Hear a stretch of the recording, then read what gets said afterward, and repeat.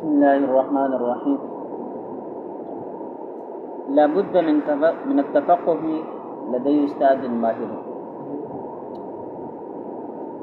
کہتے وقد رأيت في فتاوى العلامہ ابن حجر، میں نے علامہ ابن حجر رحمہ اللہ کے فتاوے میں دیکھا، سئل في شخص يقرأ ويطالع في الكتب الفقهية بنفسه. دیکھیے یہاں یہ بہت اہم بات ہے. ایک شخص سے وہ ذاتی مطالعہ کرتا ہے کتابوں کا اور انہی ذاتی کتابوں سے پھر اپنے ذاتی مطالعے کی بنا پر فتوے دیتا ہے. ولم یکن لہ شیخ، اس کا کوئی استاد نہ ہو، ویفتی، اور وہ فتوے میں دیتا ہو، ویعتمد علی مطالعته فی الکتب، اور صرف اپنی ذاتی مطالعے پر وہ اعتماد رکھتا ہو. فہل یجوز لہ ذلک ام لا، تو اس کے لیے اس طرح کام کرنا جائز ہے کہ نہیں؟ دیکھیں بہت سارے لوگ ہمارے اس دور میں جن کا اسلام کے یعنی درس تدریس کے ساتھ کوئی تعلق نہیں رہا ہوتا ہے، ڈاکٹر بنا، انجینئر بنا، اور پھر پلٹا دینی علوم کی طرف آ گیا، مطالعہ شروع کر دیا، اب لوگوں کو مسائل بتلانے شروع کر دیے. ہمارے یہاں اس کی بہت ساری مثالیں ہیں. تو اس قسم کے لوگوں کے بارے میں یہ سوال ہو رہا ہے کہ جنہوں نے باقاعدہ کسی ماہر مفتی کے ساتھ بیٹھ کر کوئی تربیت نہیں لی، صرف اور صرف مطالعہ کیا، مطالعہ جتنا بھی وسیع کیوں نہ ہو، اس کے بارے میں بتا رہے ہیں. فاجاب بقولہ، تو ابن حجر نے اپنے اس قول سے جواب دیا، لا یجوز لہ الافتاء بوجہ من الوجوہ، ایسے شخص کے لیے کسی بھی طرح فتویٰ دینا جائز نہیں ہے جو صرف اور صرف اپنے ذاتی مطالعے پر اعتماد کرتا ہو اور اس نے کس سے فتویٰ دینے کی تربیت حاصل نہ کی ہو. لأنہ عامی جاہل لا یدری ما یقول، اس لیے کہ اس معاملے میں وہ عام آدمی کی طرح ہے، جاہل ہے. لا یدری ما یقول، اس کو پتہ ہی نہیں کہ وہ کیا کہتا ہے. مطلب یہ ہے کہ ٹھیک ہے کسی کتاب کے اندر اس نے دیکھا ہوگا، 2 کتابوں میں دیکھا ہوگا، 3 میں ہوگا، لیکن یہ قول مفتابی ہے کہ نہیں، اس کے مزاج فقہ سے وابستہ نہ ہو تو پھر اس طرح فیصلے کرنا جائز نہیں ہے. بل الذی یأخذ العلم عن مشایخ المعتبرین لا یجوز له ان یفتی من کتاب، بلکہ جن لوگوں نے معتبر مشائخ علماء دین سے علم حاصل کیا ہو ان کے لیے بھی لا یجوز ان یفتی من کتاب ولا من کتابین، تو صرف ایک کتاب 2 کتابیں دیکھ کر اس کے لیے بھی فتویٰ دینا جائز نہیں. بل قال النووی رحمہ اللہ ولا من 10، بلکہ 10 کتابوں کے اندر بھی دیکھا ہوا ہو تب بھی فتویٰ نہ دیں. فإن العشرة والعشرين قد يعتمدون كلهم على مقالة ضعيفة في المذهب، اس لیے کبھی کبھی یہ 10 اور 20 بھی کسی ایک قول ایسے قول کے اوپر اعتماد کرتے ہیں جو مذہب کے اندر ضعیف ہوتا ہے، فلا يجوز تقلیدهم فيها، لہذا اس مسئلے میں مقالہ ضعیفہ میں، کمزور اور ضعیف روایت میں وہ جتنے ہی لوگ روایت کیوں نہ کرے اس میں ان کی تقلید جائز نہیں. اب کیا کرنا ہے کہ بھئی ایک آدمی جو اپنے ذاتی مطالعہ کی بنا پر فتویٰ دیتا ہے یہ اس کے لیے جائز نہیں ہے. اس طرح ایک آدمی جنہوں نے تھوڑی بہت تربیت بھی لی ہو لیکن ابھی تک فقہی ذوق پیدا نہ کیا ہو تو صرف 1-2 کتابوں سے اس کے لیے بھی فتویٰ دینا جائز نہیں ہے. جیسے میں نے پہلے کہا تھا کہ شریعت کی مزاج کو سمجھنے کی ضرورت ہے. شریعت کے جو اصول و ضوابط کم از کم مزاج، اس حوالے سے آپ نے آپ کو کیا کرنا جو ہے واقف کرانا انتہائی لازمی اور ضروری ہے. بسا اوقات آپ دیکھتے ہیں کوئی ایسا مسئلہ سامنے آ جاتا ہے تو ہمارے یہ بڑے علماء کرام فیصلہ تو نہیں کرتے لیکن کہتے ہیں ہمارے مزاج نہیں مانتا، تحقیق کی ضرورت، تحقیق کی ضرورت ہے۔ تو یہ جو ہے وہ لوگ کہاں کرتے ہیں جن کا مزاج شریعت اچھی طرح سمجھ چکے ہوتے ہیں کہ ہماری شریعت میں اس جیسی چیز چل سکتی ہے یا نہیں چل سکتی۔ تو کم از کم مزاج شریعت سے اپنے آپ کو واقف کرانا انتہائی ضروری ہے کہ وہ عبادات میں کیا مزاج رکھتی ہے، ہماری شریعت کیا مزاج رکھتی ہے، مالی معاملات میں، اور اسی طرح کیا ہے گھریلو معاملات میں شریعت کا مزاج کیا ہے۔ جب ان چیزوں کو آپ سمجھیں گے پھر ایک مسئلہ سامنے آئے گا تو آپ وہ کہ آپ کو جزیہ معلوم نہیں ہوگا، لیکن آپ ایک حد تک علی وجہ البصیرت ہوں گے کہ بھئی یہ مسئلہ اس مزاج کے مطابق ہے کہ نہیں۔ اگر ہے تو ٹھیک ہے، آپ جو ہے نا کسی کی تائید بھی کر سکیں گے، لیکن اگر شریعت کے مزاج کے مطابق آپ کو نہیں لگ رہا تو آپ جو ہے کہیں گے بھائی تحقیق کی ضرورت ہے۔ کس کی ضرورت ہے؟ اب رد بھی نہ کریں فوراً کسی چیز کو اپنے فیصلے پر کہ دیکھے بغیر آپ کہیں کہ بھئی یہ قبول نہیں ہے، لیکن کیا ہے تحقیق تو کر لیں گے نا۔ تو کم از کم اسلام کی جو بنیادی چیزیں ہیں، مزاج ہے، اس سے اپنے آپ کو باخبر کرانا ہے۔ بخلاف الماہر الذی اخذ العلم عن اہلہ، بخلاف اس ماہر انسان کے اخذ العلم عن اہلہ جنہوں نے علم حاصل کیا ہے اہل علم سے، فتوے کی تربیت لی ہے تو اہل فتوی سے لی ہے۔ وصارت لہ فیہ ملکۃ نفسانیۃ، اور اس کے لیے کیا ہے ایک ملکہ نفسانیہ یعنی ذاتی استعداد و صلاحیت اس کو پیدا ہو گئی ہے۔ فإنہ یمیز الصحیح من غیرہ، تو ایسا آدمی صحیح اور غیر صحیح کے درمیان فرق کر دیتا ہے۔ ویعلم المسائل، مسائل کو جانتا ہے، وما يتعلق بها على الوجه المعتمد به، اور قابل اعتماد طریقے پر اس چیز کو جانتا ہے، اور جو اس اعتبار سے جو ان کے متعلقات ہوتے ہیں ان کو بھی جانتے ہیں۔ فهذا هو الذي يفتي الناس، تو یہ آدمی جو ہے فتویٰ دے سکتا ہے۔ ويصلح ان يكون واسطة بينهم وبين الله تعالی، چونکہ مفتی اللہ اور لوگوں کے درمیان واسطہ ہوتا ہے، تو یہ بہت بڑا منصب ہے، بہت بڑا منصب ہے کہ آپ کس چیز کے بارے میں جب کہتے ہیں جائز ہے تو اس کا مطلب یہ ہے کہ آپ یہ کہہ رہے ہیں کہ اللہ نے اس کو جائز قرار دے دیا، پیغمبر نے اس کو جائز قرار دے دیا۔ اب ظاہر ہے یہ کتنی بڑی جرأت والی بات ہے۔ تو جو مفتی تربیت لے چکا ہو تو وہ جو ہے اللہ اور لوگوں کے درمیان واسطہ بننے کی صلاحیت رکھتا ہے، وہ بن سکتا ہے، اور جس نے کوئی تربیت نہ لی ہو۔ یہ جو 32 اصولوں پر مشتمل جو ہے ایک مشترکہ موقف علماء کی طرف سے مرتب ہوا تھا، مفتی عثمانی صاحب کی کتاب ہے نفاذ شریعت اور اس کے طریقہ کار، اس میں وہ چھپا ہوا۔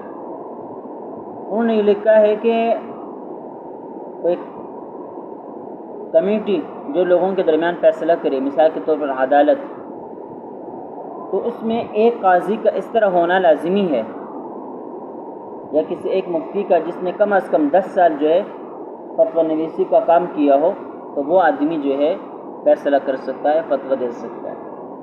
تو یہ بڑی اہمیت کی حامل بات ہے۔ اب بات سمجھ میں آئی نہیں ہے؟ تو جب تک پوری طرح انسان کو بصیرت حاصل نہ ہو جائے تب تک جو ہے فتویٰ دہی پر جرأت نہیں کرنی چاہیے۔ پہلے زمانے میں یہ مفتی کا جو لقب ہوتا تھا یہ ہر کسی کو نہیں ملا کرتا تھا، خاص لوگ ہوتے تھے، صرف انہی کو مفتی کہا جاتا تھا، دوسرے کو مفتی نہیں کہا جاتا۔ آج تو معاملہ بہت آسان ہے، 1 سال تخصص کیا اور آئندہ سال کیا ہے بڑے فخر سے مفتی کے لانا شروع ہو جاتا ہے، اپنے نام کے ساتھ لکھ لیتا ہے مفتی فلاں۔ اب لوگوں نے فرق بھی مٹا دیا، کوئی شخص کسی بھی چیز میں تخصص کرے، بہت سارے کو میں نے دیکھا انہوں نے تخصص فی الحدیث کی ہے لیکن نام کے ساتھ لکھتے ہیں مفتی، حالانکہ افتاء کا تعلق تو تخصص فی الفقہ کے ساتھ ہے ہی نہیں، لیکن وہ صرف تخصص وہ کسی بھی چیز میں ہو اس کے بعد پھر کیا ہے بھائی مفتی کہلایا جاتا ہے۔ تو بہرحال یہ بڑا وہ منصب ہے اور اس کا لحاظ رکھیں۔ ہمارے سنا ہے کہ دارالعلوم کراچی میں تمام علماء کرام مفتیان کرام ہیں، لیکن ہر ایک کو مفتی نہیں کہا جاتا۔ جو دارالفتاء سے وابستہ حضرات ہیں انہیں کو مفتی کہا جاتا ہے، باقی کو مفتی نہیں کہتے۔ اب بات سمجھ میں؟ فرق اور امتیاز کو ظاہر کرنے کے لیے یہ بہت اہم معاملہ ہے۔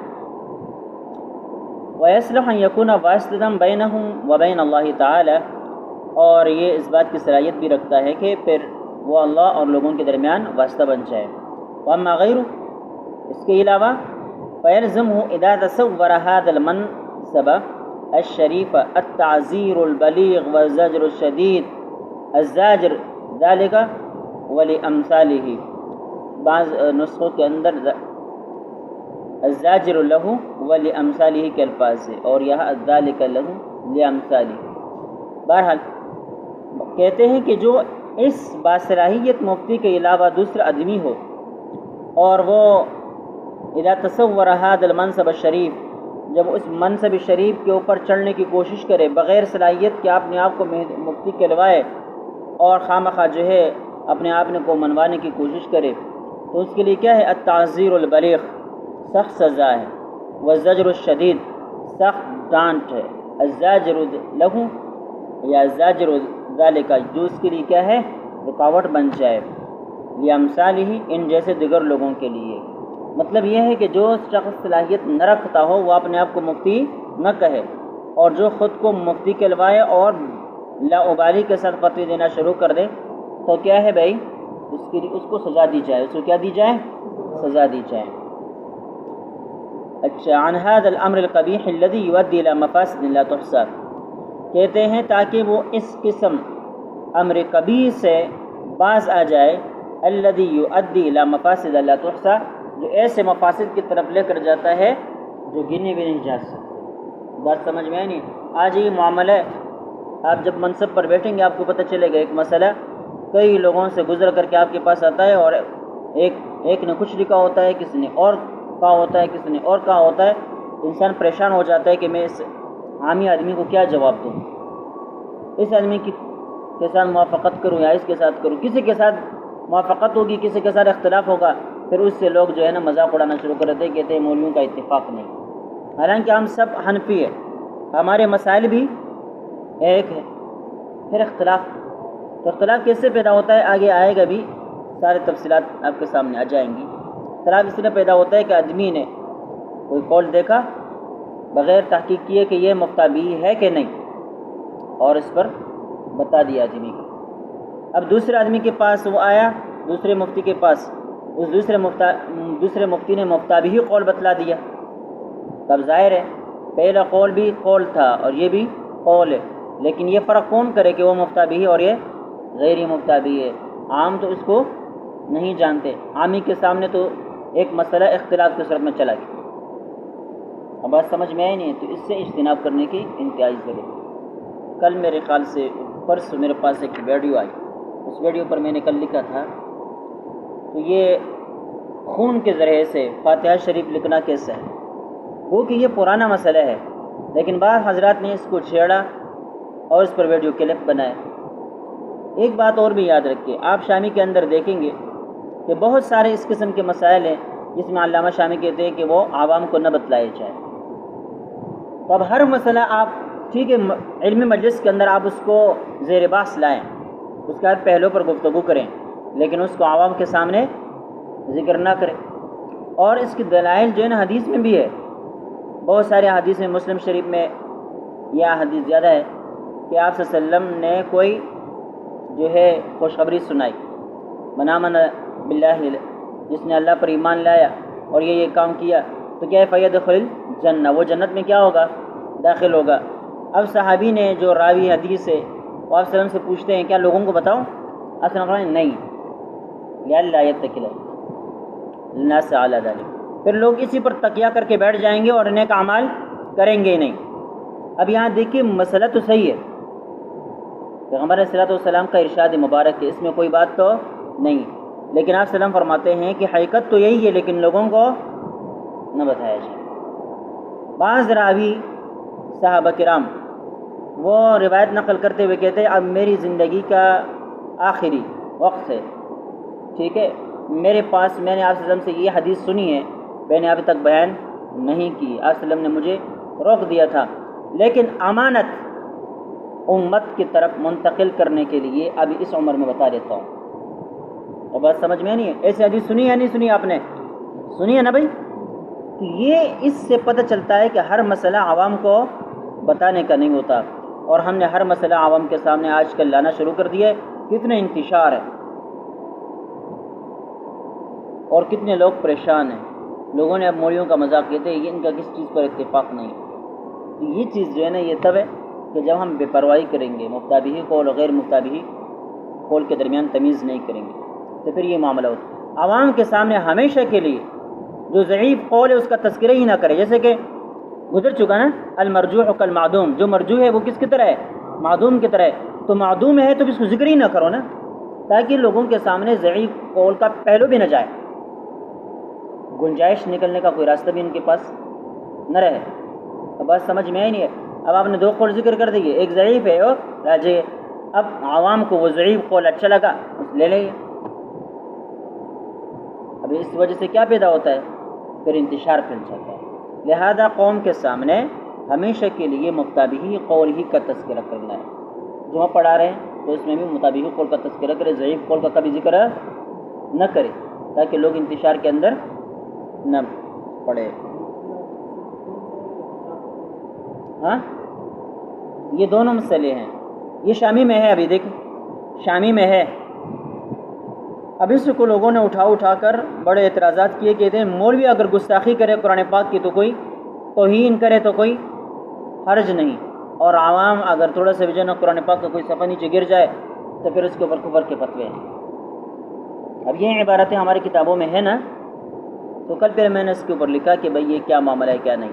بہرحال یہ چیزیں جو ہے اہمیت کے حامل ہیں. ہر بات کتابوں کے اندر ہو تو اس بات کی دلیل نہیں کہ آپ اس کو نقل کرنا شروع کر دیں، ورنہ اگر آپ تنبیہ الغافلین اٹھا کر دیکھیں گے تو کچھ نہ کیا سے کیا چیزیں آپ کو مل جائیں گی. کنز العمال اٹھا کر دیکھیں گے کیا سے کیا چیزیں آپ کو مل جائیں گی. اب بات سمجھ میں آئی نہیں ہے؟ تو یہ ہر ساری چیزیں عوام کو بتانے کی نہیں ہوتی. ٹھیک ہے، اس بارے میں احتیاط کرنے کی ضرورت ہے. میرے خیال سے کافی ہے. جمعرات ہے آج؟ اچھا